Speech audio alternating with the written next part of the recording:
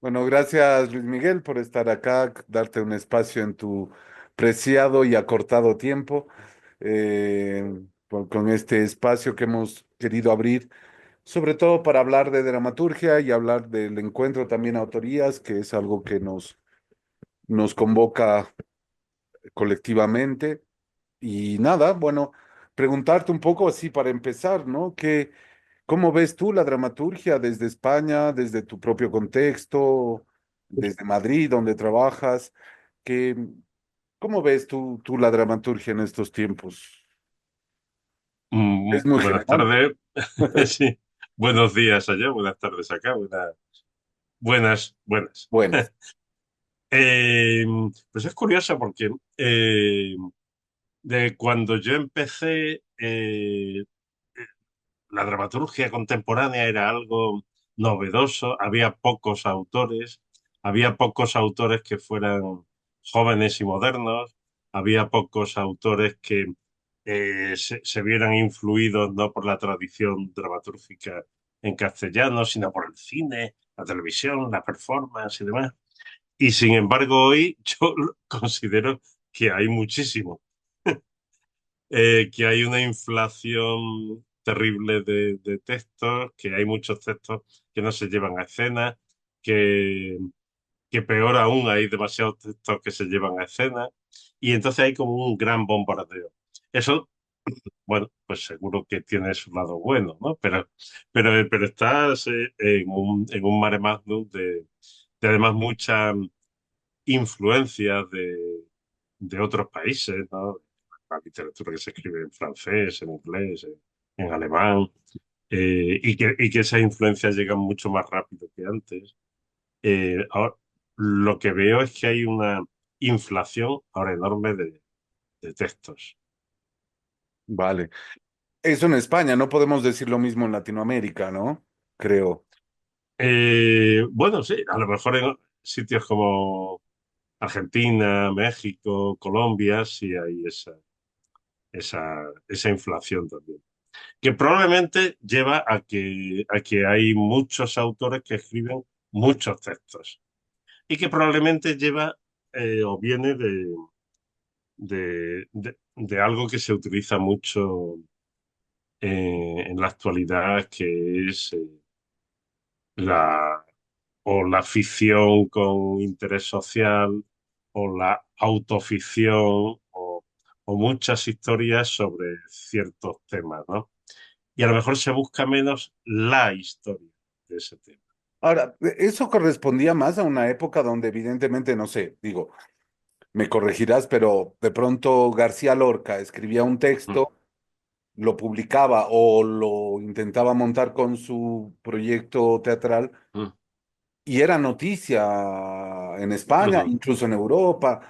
Era todo un acontecimiento. Yo creo que la literatura en general, y en la cual también está incluida la dramaturgia, sufren de que ahora nadie se entera siquiera de, o sea, hay tanto, como dices, que, bueno, da igual uno que otro, da igual esta obra que este, supongo que tiene que ver con eso, con que ahora los autores ya no son tan poco de atención como para que cada obra que hacen sea un evento, sea una noticia, sea...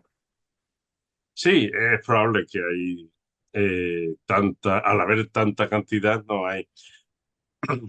Probablemente en los años 30 en Madrid, en Barcelona, en París, digamos las grandes ciudades que eran las que tenían un mercado teatral. Estoy hablando de Buenos Aires, de Bogotá, de muchos de muchas ciudades, probablemente tenían también una inflación grande de productos teatrales, porque el teatro era el medio de ocio principal en esa época, ¿no?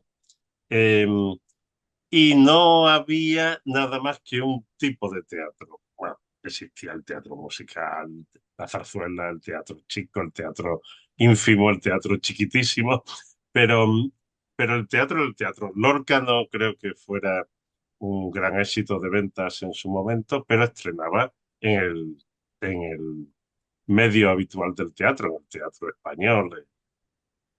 en, en un teatro profesional, ¿no? Y entonces sí era un evento. Lo que, lo que a lo mejor, como ha dejado de ser el medio de atracción de entretenimiento de masa principal, se ha perdido una cosa que yo lo he llegado a conocer, una industria de la crítica.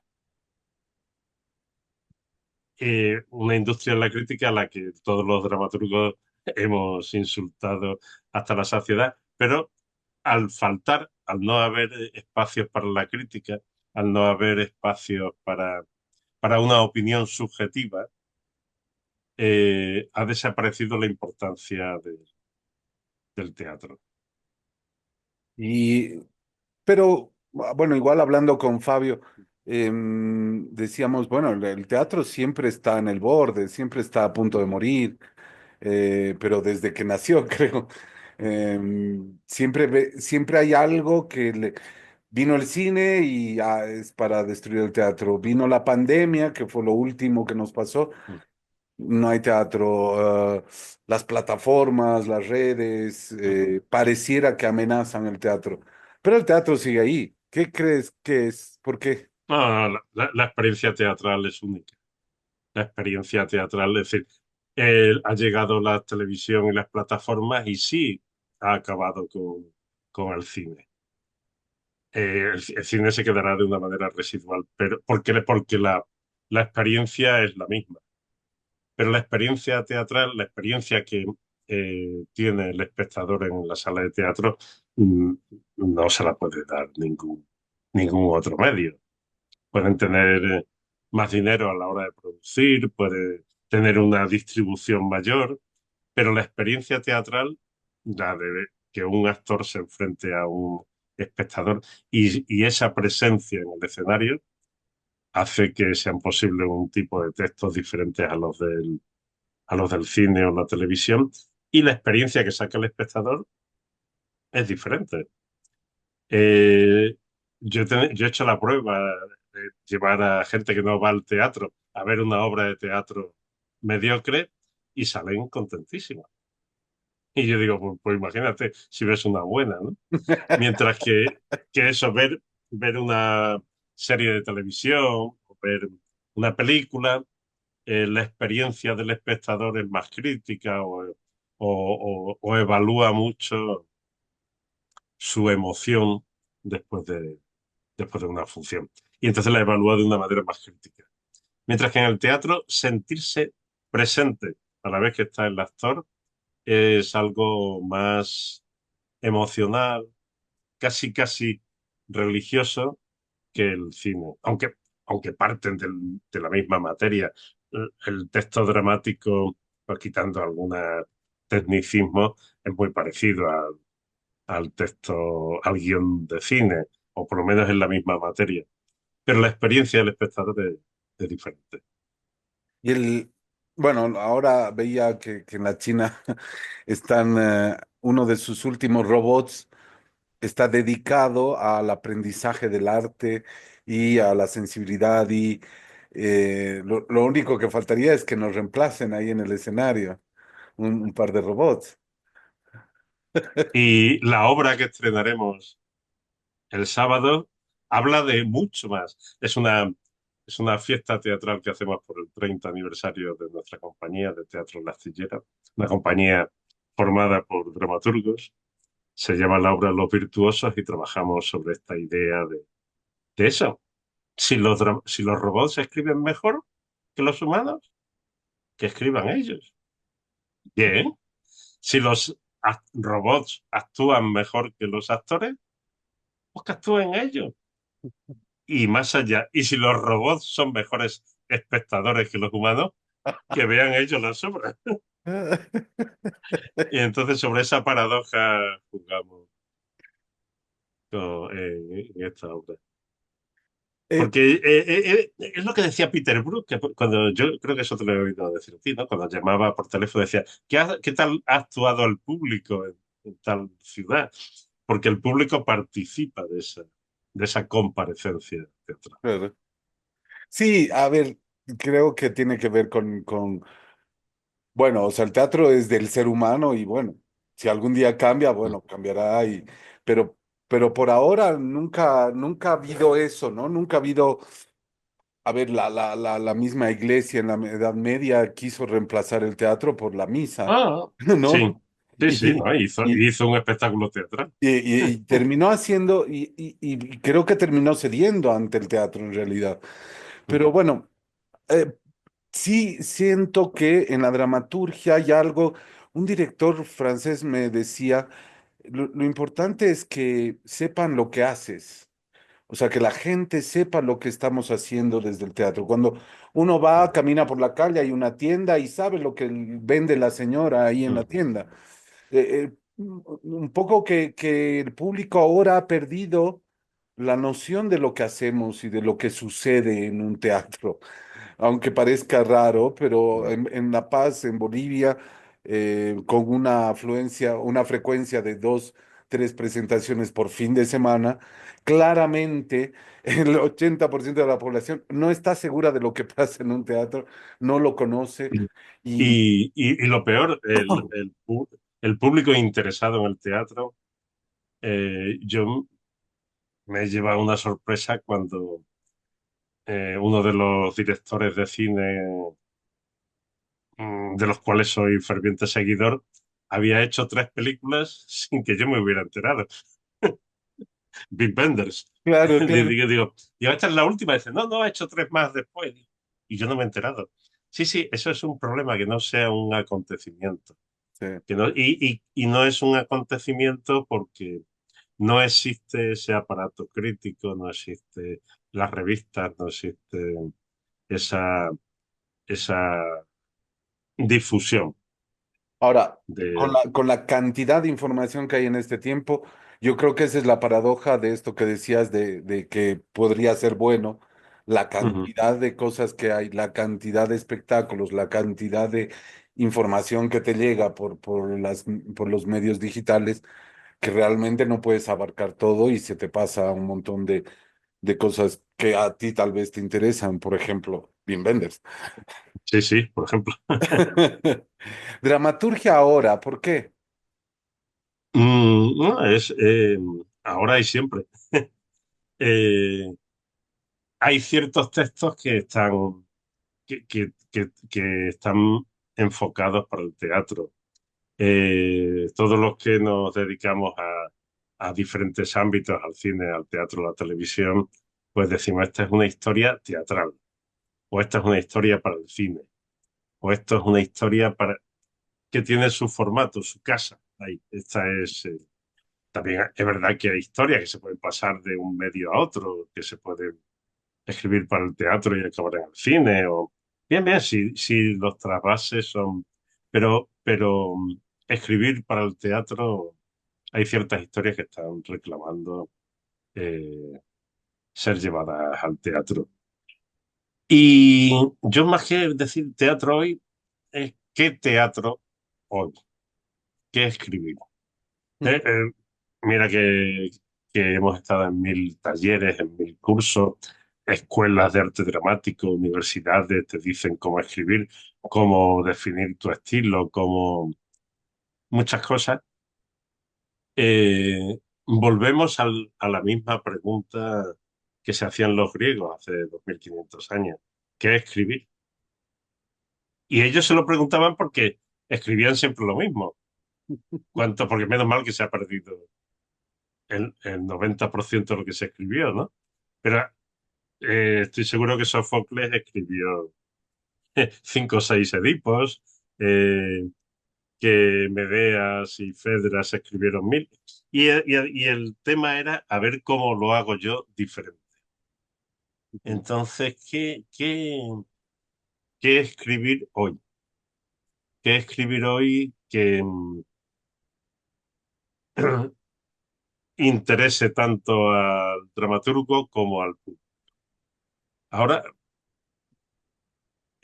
sí que hay una epidemia de autoficción, de gente que escribe porque dicen, es, es lo más emocional que puedo escribir yo, es algo que me ha pasado a mí, ¿no? Claro. Algo que es mi mi pura biografía. Y hombre, todos los que escribimos, cuando escribimos algo que estamos involucrados en ello, pero de escribirnos a nosotros mismos, ahí había algún dramaturgo eh, que es amigo nuestro, que me decía cuando escribía algo yo, pero bueno, ¿qué hay tuyo aquí? Yo decía, pues quitando el texto no es nada mío. Pero yo no sé de qué van. eh, yo no sé nada de las minas en Bolivia.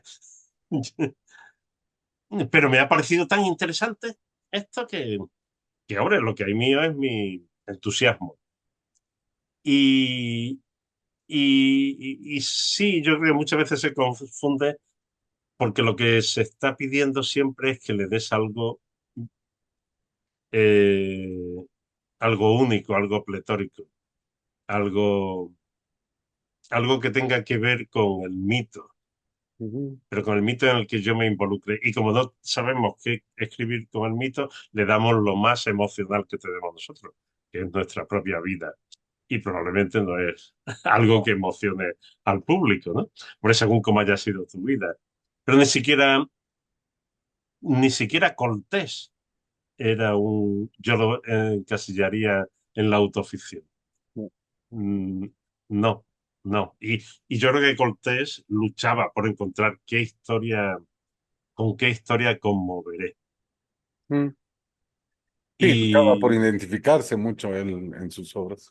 Mm. sí, sí, sí, y probablemente tuviera mucho de autobiográfico, pero él conseguía no venderlo como parte de sí, sino como algo en lo que yo estoy entusiasmado, ¿no? Entonces, eh, ¿qué escribir? ¿Qué escribir? ¿Cómo encontrar eso que sí tenían los griegos, que eran los mitos? Que llegan las fiestas de Atenas y tengo que escribir algo a ver si consigo el premio. Pues bueno, pues yo... hace que no se escribe una Medea 7 años, pues voy a escribir una Medea. O voy a escribir una trilogía, la Orestiada, a la S, que nunca nadie le ha hecho caso y lo voy a escribir yo. Y porque tenían ahí la historia, la agarraban y decían, y además, esta es la historia que sabemos que interesa. ¿Qué historia interesa ahora? Y eso no solamente lo podemos pensar en el teatro, sino también en el cine y la televisión, ¿no? No paro, bueno, primero no veo series de televisión y cuando veo algunas que digo, Por eso no qué, ve. qué poco interés tiene, Claro. qué bien hecha está, qué, qué, qué capacidad de entretenimiento tiene, sí, y qué poco me interesa, qué poco me está llegando, qué poco... Además, eso es algo que ya en el ámbito del negocio te dicen, bueno, si quieres hacer algo para Netflix, si es Netflix original, te dan mucho dinero, pero es Netflix original. Netflix decide, te mira hasta el punto y la coma. Y entonces dice, ¿y qué me tiene que ver? Pues que no has escrito nada interesante. Al final llego a la conclusión de que Netflix vigila que no encuentren nada interesante, que no cuenten nada interesante. O que si lo tienes, se estandarice todo de tal manera que sea puro entretenimiento. Y probablemente, no sé, sí, eh, algo tiene que ver con cómo mira el espectador las artes escénicas el- como puro entretenimiento o como militancia, pero no como voy a ver algo que me haga cambiar, que yo salga de aquí siendo una persona diferente. A los 2 días vuelvo a ser el mismo de siempre, ¿no? Pero en ese momento tener la sensación de que esto me ha cambiado. Y para eso, ¿qué tendríamos que escribir? Eh, ahí, ahí, ahí. Yo creo que para eso es interesante el espacio del taller, eh, porque en el taller es donde se modela Ujú. el texto. Y entonces, donde alguien propone una idea, dice se me ha ocurrido esto, y el resto de correligionarios, de compañeros de ese taller, pues dice dos cosas. O sea, yo eso es algo que siempre pregunto, ¿no? ¿Qué es lo que más te ha interesado de lo que he escrito y qué es lo que más te ha repelido? Porque solo esas dos cosas son las que voy a usar. Lo que no, lo que te ha dado igual, Bueno, te da igual, claro. no, es que no interesa, ¿no? Y, y yo creo que el espacio del taller es eso. Que es buscar, picar piedra y buscar la historia. Esa historia que si a todos los del taller les interesa, se supone que al público puede llegar. Porque claro, tiene que llegar no solo al público, al entretenimiento, sino al sujeto del inconsciente. Sí que es verdad que en la televisión el sujeto del inconsciente está muy protegido, porque estás viendo la televisión con el único ánimo de entretenerte y suena el teléfono y los huevos fritos se me queman y el café que he puesto, porque es que yo sin café no veo la televisión bien o sin una botella de vino. En fin, el sujeto del inconsciente está más protegido. En el cine, en el espacio del cine y el teatro, sí que el inconsciente está más libre. Y entonces sí que puedes llegar más directo al inconsciente. Entonces, sí, el espacio del cine se está perdiendo, está desapareciendo, quedarán pequeñas salitas, mientras que los teatros malamente, como tú dices, pero se mantienen ahí. Y ese espacio sigue estando protegido. O sea, el inconsciente está más desprotegido y puede participar y puede jugar. Y tú Entonces, hablabas mucho, perdón, de esto del inconsciente a partir de la búsqueda del mito y de escarbar los sí. mitos para trasladarlos a la mitología. Ahí yo tengo una pregunta que me toca más a mí, digamos, a Bolivia, porque acá cuando hablamos así, digo, bueno, vamos a escarbar los mitos, automáticamente el 99% de los autores buscamos en el costumbrismo, entre comillas, en lo tradicional, y vamos a los cuentos, ¿no? A los cuentos sobre las leyendas, las leyendas de nuestros pueblos. No es eso exactamente el mito, ¿no? No necesariamente es eso. Por Porque, ahí, a lo mejor hace tiempo anduvo el mito, vale, claro, pero eso es más folclórico. claro, es folclore. Eh, sí, y probablemente en Europa hay tanta mierda y tanta basura apilada encima de las historias, tanta basura cultural, industria cultural, que escarbar es muy difícil buscar dónde está el mito, ¿no? Eh, porque el mito tiene que ver con algo que le va a interesar al inconsciente. Y eso nunca lo sabes tú conscientemente, que le va a interesar. Entonces tú pruebas, hombre, tienes un poco de olfato, dices, esto me suena a entretenimiento normal, o esto me suena que a lo mejor se puede hacer algo.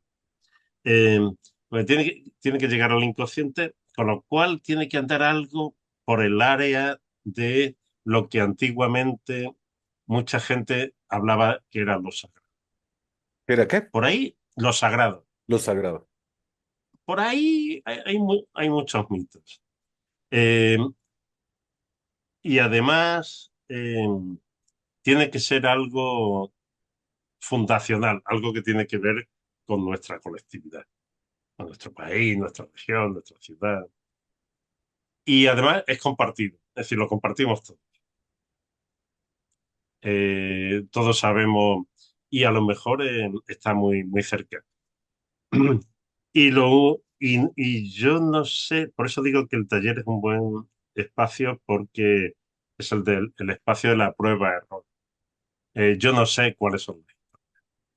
Lo que hay que estar es con las antenas abiertas y buscarlas, Ujú. y buscarlas. Eh, y cuando la encuentras dices, vale, la tengo, ¿ahora qué hago con ella? Porque tengo una piedra, no sé qué hacer. Eh, yo durante mucho tiempo creí que Guastacha era una pieza corta de 15 minutos, hasta que un compañero en un taller me dijo, no, está aquí, mira, y puede ser. Además fue ese mismo compañero el que me dijo que, que, que de emocional tienes tú en esta historia, ¿no? Con lo cual es que en un taller todos decimos una cosa y la contraria a la vez. Es decir, no hay espacio para la teoría, no es el espacio donde se va a desarrollar una teoría, no es el espacio donde se va a desarrollar el estilo de un autor, sino donde se van a desarrollar las obras, ¿no? Y claro, y hay que, y a lo mejor está mucho más cerca de lo que pensamos. Solo que como hay tanta basura cultural alrededor, no la vemos. Yo estoy ahora con una historia que no sé cómo escribir, pero me la contó una compañera de trabajo que era una historia que le contaba a su tía abuela, que en medio de la dictadura de Franco apareció un tal Hans, un alemán, que decía que era el hijo de su hermano, que había estado en un campo de concentración alemán y que se había enrollado con la mujer del jefe del campo de concentración, que el jefe el nazi se dio cuenta, lo mató, pero que él buscaba las raíces. Digo, no sé qué historia escribir, pero esta historia tiene la Vale, beta. La beta de oro la tiene, sé que la tiene. vale, Sé que- yo sé que la historia se llama El tío Hans, pero no sé nada más. listo. No sé nada más y me va a costar excavar por ahí. Pero he dado con la beta. Como cuando Mm, di con la beta de Guastacha, dije, aquí hay una historia, pero yo no sabía hasta que en un taller me comentaron cómo tirar para adelante. ahí hay, bueno, por un lado, no te das cuenta de la beta, o sea, encuentras la beta, pero no sabes la obra, incluso diría hasta que se monta, ¿no? Ujú. Ahora, Sí, bien. ¿no? Porque de Bueno, pronto puedo tener un texto, pero tampoco sí, sé sí. si funciona, si le interesa a la gente, si realmente cumple esa condición de mito que dices, ¿no? Mm. Porque tampoco es que me la leen todo el mundo, ¿no? O sea, no es que saco una obra y la va a leer todo el mundo y me va a decir qué es lo que piensa. Yo ahí y tengo una cosa y supongo que por donde vengo y por lo que hago, pero de pronto hoy en estos tiempos siento que en el mundo se está jugando una gran situación política, social muy conflictiva. Y muchos tienen ganas de decir, bueno, no, pero tenemos que escribir sobre esto, ¿no? Una cuestión de compromiso político, de decir, no, tenemos que hablar de aquí, de allá. ¿No sería eso el interés colectivo? Eh, o, o en realidad, porque viene el otro lado, dices, bueno, pero tampoco voy a hacer propaganda, ¿no? O panfleto. Eh, Cualquier el teatro trampolín. siempre está en otro lugar, pareciera. Sí, cualquier trampolín es válido. Es decir, yo no soy muy amigo del teatro político, pero para mí los hermanos Taviani son sagrados. Es decir, porque no se quedan en el trampolín ese. Son capaces de... Y además eran gente con una militancia política extrema. Es decir, ellos solo escribían películas sobre problemas sociales que además contra los que mi partido está, pero cuando escribían las historias llegaban más allá porque llegaban al sujeto del inconsciente. Es decir, cualquier trampolín es válido, puede ser lo social, puede ser lo psicoanalítico, puede ser lo emocional, puede ser cualquier trampolín es válido si no te quedas en el trampolín. Tienes que caer al agua, tienes que eh, hacer la figura y caer al agua y moverte en el agua. Que sales de un trampolín de 2 metros, de 5, desde la pileta, desde lo que cualquiera es válido porque ese es el empuje para buscar la historia. Pero si te quedas solo al final en la denuncia política, pues poco has avanzado. desde el punto de vista del inconsciente.